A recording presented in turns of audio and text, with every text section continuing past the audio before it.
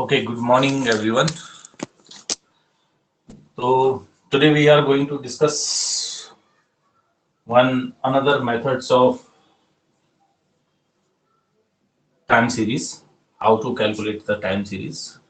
Okay. So earlier we are discussed about the two methods of time series, okay, semi-average methods and simple line draw methods जो हमने use किया था, trend analysis जिसको हम बोलते हैं. ठीक है. आज हम तीसरा मेथड यूज इसका स्टडी करेंगे and this method is called moving average methods, right. तो हियर इज अ क्वेश्चन. ठीक, मूविंग एवरेज जैसे कि नाम से ही क्लियर है, हम एवरेज निकालते हैं उस पर्टिकुलर सीरीज का जो भी हम पढ़ने वाले हैं. हम जैसे मैंने आपको यहाँ पे एक सीरीज दे रखी है, हमें इसके एवरेज निकालने हैं but on the basis of moving. ठीक है, एवरेज को हमें मूव करना है, एक सर्टेन पॉइंट पे हमें उसको स्टिक नहीं करना. ठीक है.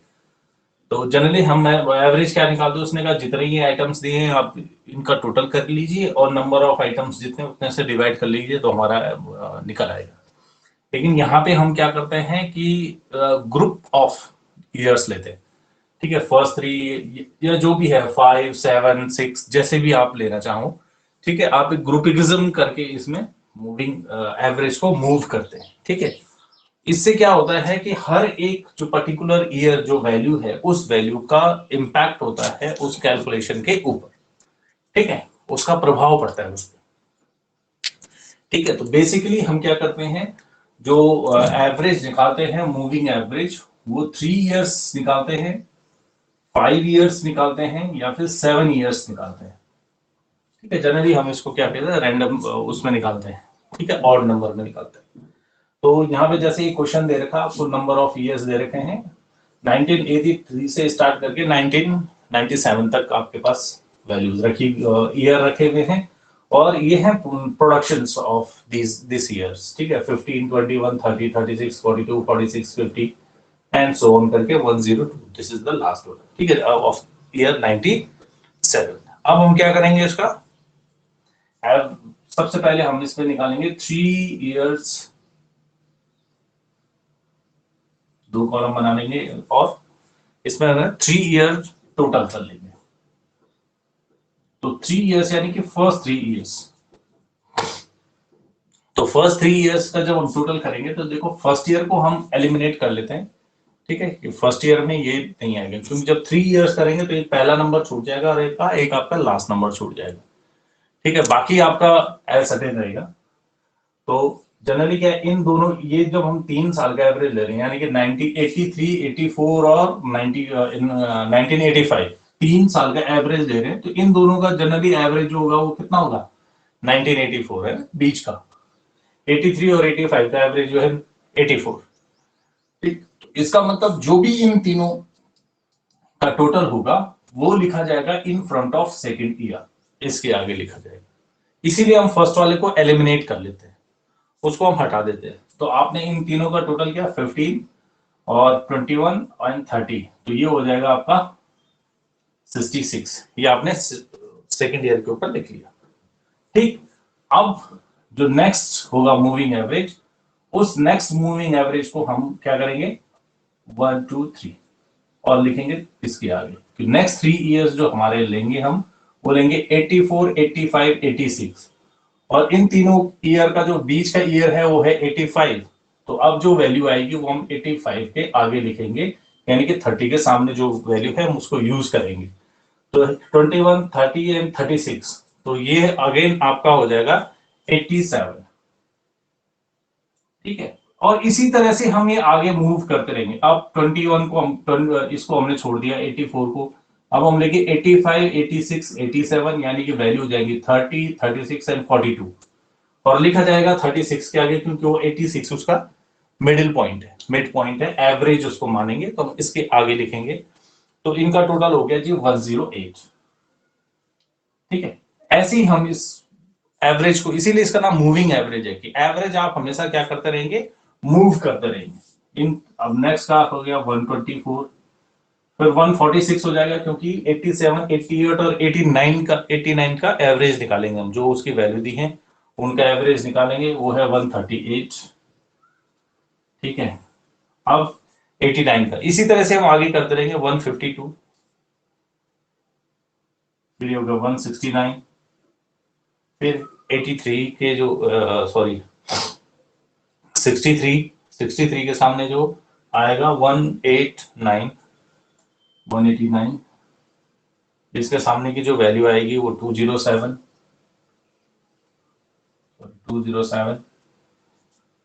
ठीक, फिर 226 इसका एवरेज हो जाएगा। फिर नेक्स्ट 246, इसका एवरेज 246। फिर जो नेक्स्ट आएगा 267 एंड लास्ट वन इज 287, और ये आपका खाली छूट जाएगा। तो मैंने आपको जैसे पहले बताया कि हमारी फर्स्ट वैल्यू और लास्ट वैल्यू ये दोनों वैल्यू छूट जाएंगी, बाकी का हम इसका एवरेज यहाँ पे काउंट कर लेंगे। ठीक, अब हम इनका एवरेज निकालेंगे। ठीक है, एवरेज निकालेंगे तो हमारे पास तो फर्स्ट वाले में तो 0 है।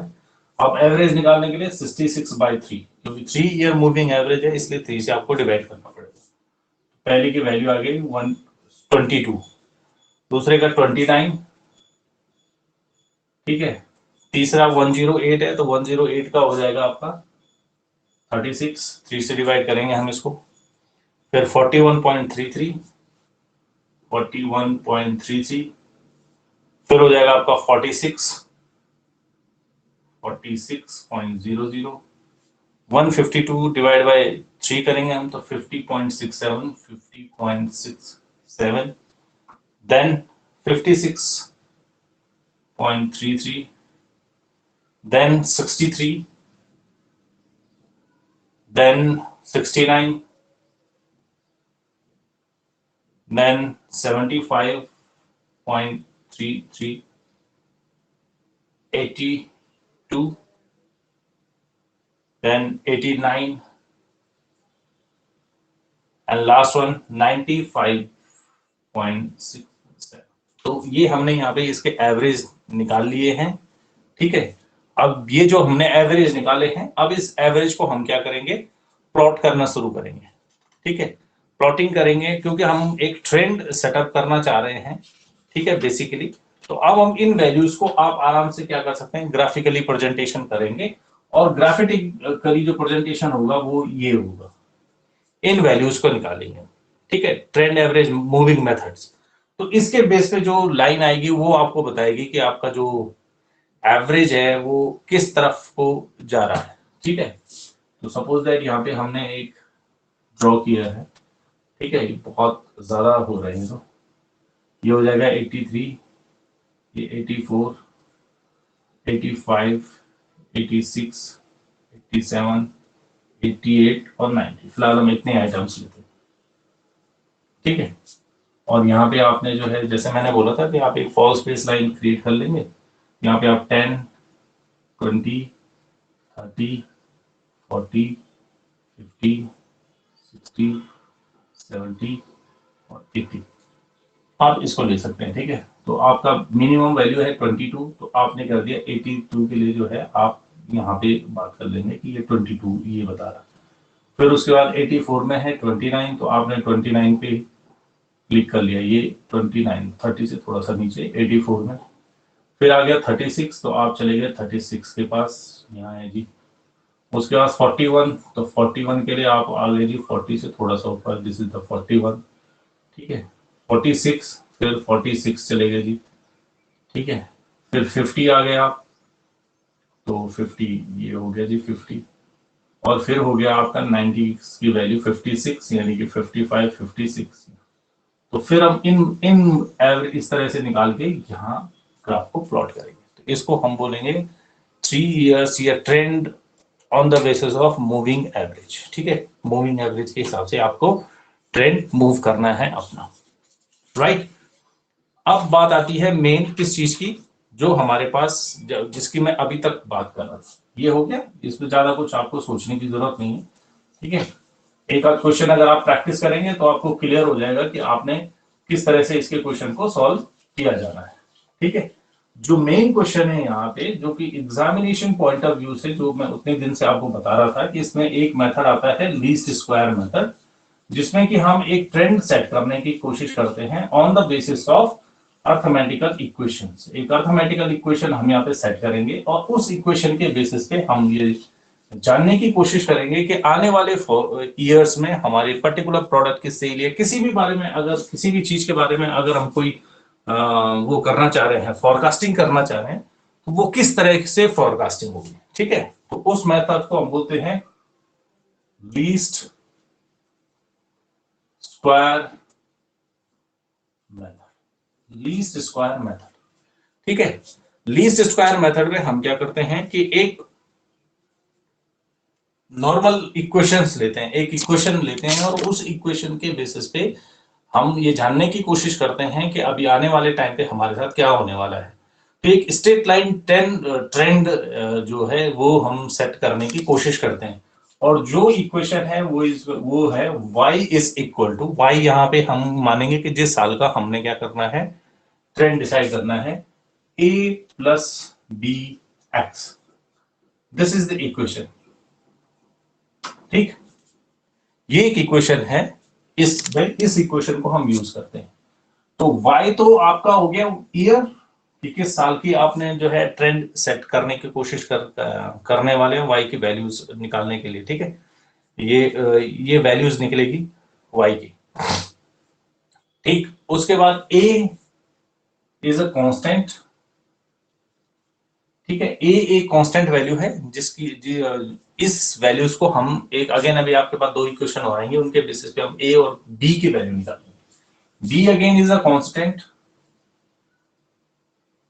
ठीक है, एक बार आपने सेटअप कर दिया तो हमेशा के लिए वही रहेगा। ठीक, और जो x है, ये x आपको निकालने के लिए ये है representative of times.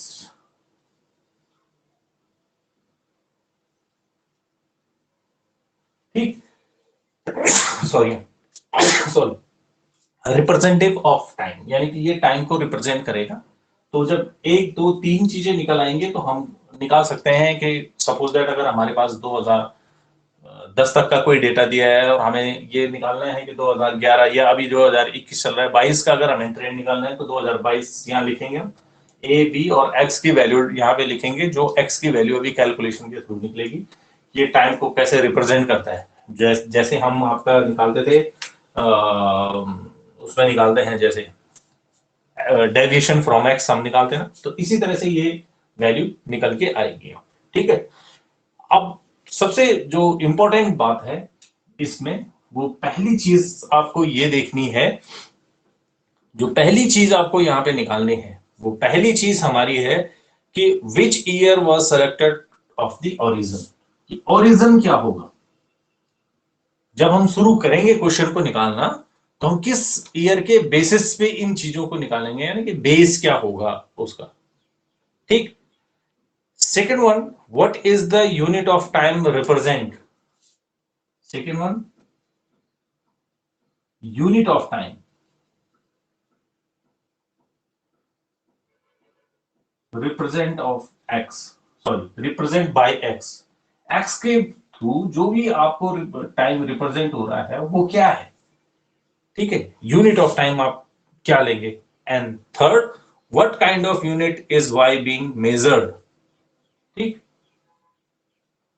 What kind of, what kind of unit y is major.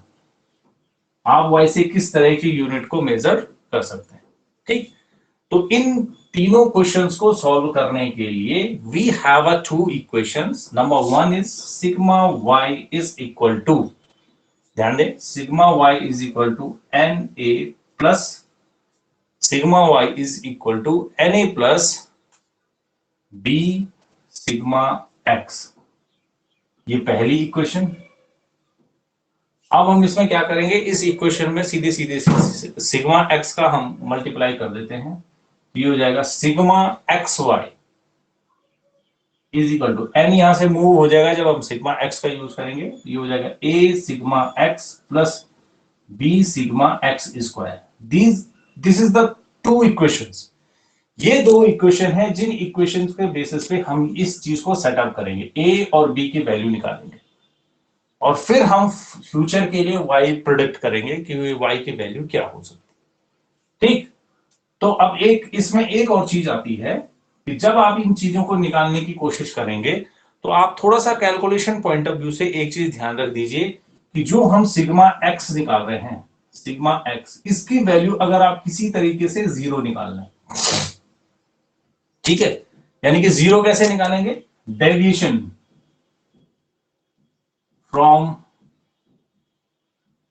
ए या एज्यूम्ड मीन जो हम बोलते हैं या मिड वैल्यू जो हम बोलते हैं, कई बार निकालते हैं ना, एक्स की वैल्यू निकालने की कोशिश करते हैं तो -1 + 1 फिर वो कैंसिल हो जाते हैं तो उसकी वैल्यू जीरो हो जाती है।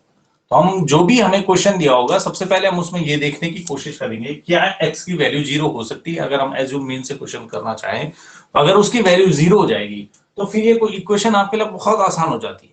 बहुत आसान है, ऐसे हो जाएगी कि ये सिग्मा एक्स जीरो तो ये जीरो हो जाएगा, अगर हम इसकी वैल्यू रखेंगे तो ये हमारे यहाँ से मूव हो जाएगा। तो जो पहली इक्वेशन बनेगी sigma Y is equal to N A, तो A is equal to sigma Y upon N, यानी कि हम इसको क्या बोल सकते हैं, वाई बार।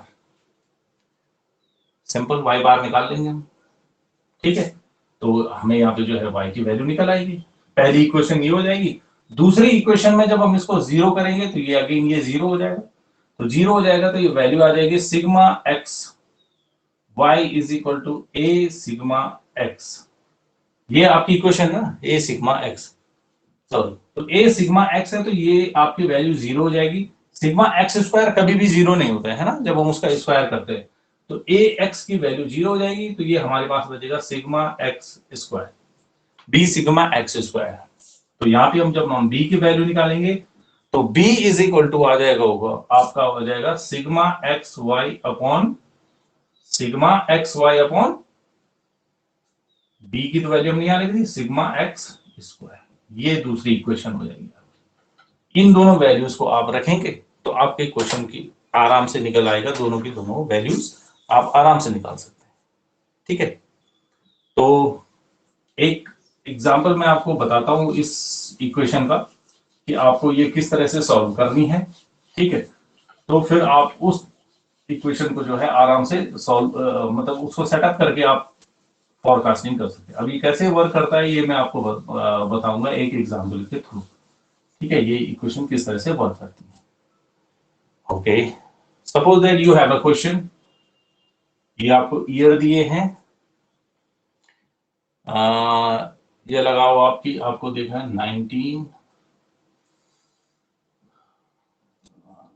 आपको दिया है 2010, 2011, 2012, 2013, 2014, 2015, 2010, 11, 12, 13, 14, 15, 16, आपको ये ईयर दिए 2016 तक, ठीक। और ये आपको प्रोडक्शन दे रखा है वाई, ठीक, ये प्रोडक्शन दे रखा है टन्स में या क्विंटल में, जो भी ले लो आप, यूनिट मान लो, ठीक है। 80, 90, 92, 93, 94, 99, 93, 94, 99 और 92, दिस इज द इक्वेशन। अब हमें यहाँ पे दो चीज निकालनी है, एक fit a straight line trend of these figures, एक स्ट्रेट लाइन ट्रेंड आपको बनाना है, ठीक है, जो हम अभी बना के दिखाएंगे यहाँ पे। और दूसरा, plot these figure on the graph and show the trend line, आपको ट्रेंड लाइन बतानी है इससे। तो एक चीज जो हमें पता है n इज इक्वल टू 7 और ये y है, तो ये सिग्मा y इन सबका टोटल अगर हम करेंगे तो वो आ जाएगा 630, ये इसका टोटल हो गया 630, ठीक। अब सबसे पहले हमें क्या निकालना है, x निकालना है, ओके। तो x यहाँ पे क्या है, दिस इज द x, तो ये dx निकल रहा है एक्चुअली, ठीक है, dx निकाल रहा है। तो 1 2 3 4 5 6 7 7 है, तो इसलिए हमने क्या कर दिया, ये बीच वाले को डेविएशन इससे ले लिया 13 से, ठीक है, 2013 से हमने क्या ले लिया, डेविएशन ले लिया, जैसे हम वहां पे करते हैं एज्यूम्ड, इससे ये माइनस करके, तो 2010 माइनस 2013 माइनस की 3 माइनस की 2 माइनस को 1 0 प्लस 1 प्लस 2 और प्लस के 3, तो sigma x is equal to क्या हो गया, 0। जो मैं बात कर रहा था कि हम अगर सिग्मा एक्स को 0 निकाल लें तो फिर हमारे लिए काम आसान हो जाएगा। अब हम सिग्मा एक्स वाई करेंगे, क्योंकि जो हमारे फॉर्मूले हैं वो फॉर्मूले आपके जिस चीज के रिक्वायरमेंट करते हैं, किस चीज के रिक्वायरमेंट करते हैं, एक तो ए है सिग्मा वाई अपॉन एन, क्योंकि हमारा एक्स अगर 0 हो गया तो एक ये चाहिए हमें, दूसरा अगर मुझे बी निकालना है, अगर मुझे बी निकालना है तो बी निकालने के लिए मुझे क्या चाहिए, sigma x y upon sigma x का स्क्वायर, है ना, ये चीजें चाहिए। तो एक तो एक्स वाई चाहिए, एक्स वाई हम निकाल लेंगे, सिग्मा एक्स 0 हो गया, सिग्मा वाई हमने निकाल लिया, एन हमने निकाल लिया, ठीक। एक्स और वाई का मल्टीप्लाई करेंगे, तो एक्स और वाई का मल्टीप्लाई कर लो, माइनस के 240 180 माइनस के 92, ये वैल्यू तो 0 है तो 0 आ जाएगा, ये प्लस का 94, ये प्लस 99 इंटू 2 198 प्लस के, इसको 92 इंटू 3 कर लेंगे तो हमारा हो जाएगा 226, ठीक। टोटल कर लेंगे, इसको बोलेंगे sigma x y is equal to, अभी प्लस और माइनस की वैल्यू आप आपस में क्या कर देंगे, कंपनसेट करेंगे, हम इसको माइनस करेंगे तो जो वैल्यू निकल के आएगी वो होगी 56, ठीक। तो n निकल गया, x सिग्मा x निकल लिया, x सिग्मा एक्स वाई निकल लिया। अब आपको क्या चाहिए, x square, sigma x square चाहिए ना, तो x का स्क्वायर कर लेंगे, ठीक है। तो x का square, this is the value of x, 9 4 1 0 1 4 and 9, है ना, आपकी वही वैल्यू, उनका स्क्वायर हो जाएगा, तो सिग्मा एक्स का स्क्वायर जो हो जाएगा 28। अब यहां पे हम रख देंगे ट्रेंड, जो हम ट्रेंड निकालेंगे y is equal to a plus b x के थ्रू, वो ट्रेंड वैल्यू निकलेगी आपकी, ठीक है। तो अभी हमने क्या किया है कि 1981 को बेस ईयर मान के ये काम कर रहे हैं, ठीक है। ओरिजिन हम ले रहे हैं 2010, ठीक है, हमने ओरिजिन माना है 2010 को, उसके बेसिस पे हम काम कर रहे हैं 2010 को ओरिजिन मान के, ठीक है। अच्छा जी, तो अब वैल्यू निकाल दो सिग्मा एक्स, क्योंकि हमारे पास तो ये नील हो गया है, अब हम फॉर्मूले में रख लेते हैं, तो रख लो जी, a is equal to sigma Y upon N, यानी कि सिग्मा वाई है 630 और n है 7, तो कितना हो गया, ये आ जाएगा जी आपका 90, ठीक है। b इज इक्वल टू जो वैल्यू है वो है sigma x y upon sigma x square, तो सिग्मा एक्स वाई की वैल्यू है 56 और सिग्मा एक्स है आपका 28, सिग्मा एक्स स्क्वायर हो गया 28, तो जी ये वैल्यू जो आई वो आई 2, ये दो चीज निकल आई। अब हम अपनी बेस जो इक्वेशन है उसके ऊपर में आते हैं, क्योंकि हम यहाँ पे ओरिजिन किसको मान रहे हैं, ओरिजिन हम मान रहे हैं 2010 को, 2010 को हम ओरिजिन मान रहे हैं, इसके बेसिस पे हम काम करने की कोशिश कर रहे हैं, ट्रेंड निकालने की कोशिश कर रहे हैं, ठीक। तो जब हम पहले साल के लिए ट्रेंड निकालेंगे, यानी कि y is equal to a plus b x की वैल्यू जो है, इसको जब हम इस सेटअप करने की कोशिश करेंगे, तो जी देखो y तो हो गया आपका 2010, y तो आपका क्या हो गया, टाइम एनालिसिस हो गया, ये आपको ओरिजिन की वैल्यू दिखाएगा, ट्रेंड की वैल्यू दिखाएगा y। अच्छा, a की वैल्यू आपके पास पता है, a की वैल्यू है जी 90 प्लस b की वैल्यू है जी 2, है ना। x को क्या मानेंगे हम, x आपका हो जाएगा ये, this point is belongs to x, तो 2010 अगर आपका ओरिजिन है तो उसके लिए x कितना है, माइनस के 3, तो ये हो जाएगा इनटू माइनस के 3, ये वैल्यू हम यहाँ पे पुट करेंगे, तो कितना हो जाएगा जी 90 प्लस माइनस, सॉरी प्लस की जगह माइनस हो जाएगा, माइनस के 6, तो 90 में से 6 गए 84, तो जो ओरिजिन ईयर है उसके लिए जो ट्रेंड आ जाएगा वो 84, जो हम ट्रेंड सेट कर रहे हैं 84। ठीक, इसी तरह से हम 2011 के लिए फिर हम ट्रेंड निकालेंगे, y is equal to a plus b x. तो y is equal to a है 90 प्लस a की वैल्यू 2, सॉरी b की वैल्यू 2 और इनटू हो जाएगा ब्रैकेट में x की वैल्यू कितनी है 2011 माइनस की 2, तो 90 माइनस 4 यानी 86। तो दूसरे साल के लिए निकली 86। ऐसे ही करते रहेंगे हम, ठीक है, वैल्यू रखते रहेंगे। x की जगह ये रिप्रेजेंट कर रहा है, रिप्रेजेंटेशन कर रहा है ईयर्स का, तो इसको हम रखेंगे -1 0 +1 +2 +3, इस तरह से हम पुट करते रहेंगे।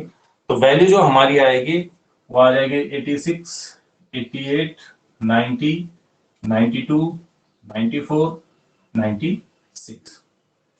This is the value. और मजे की बात, अगर आप इसका टोटल करेंगे, यानी कि वाई सी कहते हैं वैसे वैसे, अगर आप इसका टोटल करेंगे वाई सी, तो ये टोटल 630 ही आएगा जो ये था। ठीक, अब अगर मैं आपको बोलूं इसका यूज क्या है, यूज क्या है कि आपको 2016 तक का पता है कि ट्रेंड हो रहा है 96। अब अगर मैं कहूं कि जी आप 2017 के बारे में प्रिडिक्शन करें कि 2017 में ये जो प्रोडक्शन है, नंबर ऑफ यूनिट जो मैन्युफैक्चर है या जो प्रोडक्शन है वो कितना होगा, तो आप इस काम को आसानी से कर सकते हैं। वो कैसे करेंगे, आपको सिंपली क्या करना है, y इज इक्वल टू ए तो कांस्टेंट है 90, b भी कांस्टेंट है, इनटू 2017 की जगह आपको क्या रखना है, देखो +1 +2 +3, अगर यहाँ पे एक और आगे होता तो क्या आता, प्लस के 4, तो ये हो जाएगा 4।